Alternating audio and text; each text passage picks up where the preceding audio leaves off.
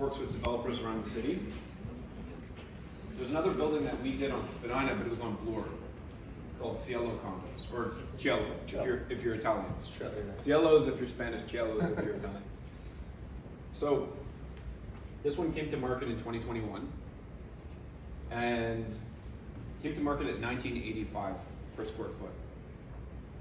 Sold out very quickly. The average sales price was about $2,060 per square foot, and the current inventory is about $2,500 per square foot. Now, I think it's relevant because it's on Spadina. It's a very different area.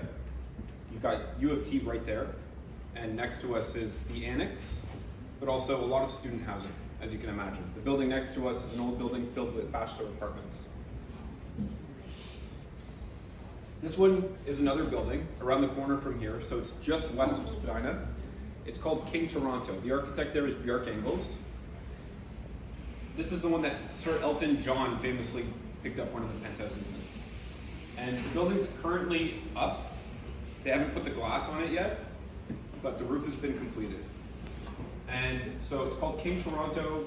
They released various mountains. That was their phases. And when they first came out, the first mountain was at $1,630 per square foot. Now their blended average, they're currently at $2,300 per square foot. Their blended average is about $1,950 per square foot.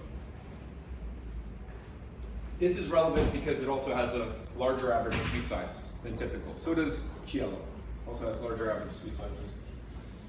This building has smaller average suite sizes. It's just east on Adelaide here. It's called Natasha Residences. The current inventory is $1,855 per square foot. The Freed Hotel and Residences just came to market. This one came to market at $2,100 per square foot. Again, it's just east on Adelaide. This building took an opposite approach to 101 Spadina. It's a glass tower, and it's filled with 1 bedrooms and 1+ dens. So many small units in the building. And this is a trend that we see that's increasing in Toronto. The suite sizes are getting smaller, which means you have more units in the building overall. And it's something that really distinguishes 101 Spadina from the rest of the buildings in the city. This one is called the Essery. Came to market in 2022. It came to market at $1,800 per square foot. It's under construction now with Aspen Ridge. This is Pinnacle Sky Tower at 1 Yonge Street. And then here are a few buildings in Yorkville as well. So those are pre-construction relevant comparables that are worth pointing out. Let's talk about the second-hand market. So just west of us at 505 Richmond, you have St. Andrews Park, which is a nice big park. And you have the Waterworks condos. So Waterworks condos completed a few years ago in 2020. There's 290 suites in the building with an average suite size of about 860 square feet. So for a new building, that's a large average suite size. So that's what makes it relevant to us, as well as the location. It's also known for having nice finishes on the inside, although a bit more of a lofty feel with the exposed concrete. So this one's trading really well on the second-hand market, on the resale market. As you can see, it's currently trading at $1,473 per square foot on average, which is above the other resale condos in the area. This is another relevant example.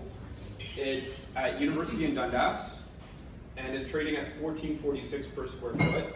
This is the building that had the office tower on the bottom, where they put the residential tower on top while the office tower was still running. And they did a beautiful job recladding it with the glass. Amixon is known for doing larger suites with nice finishes.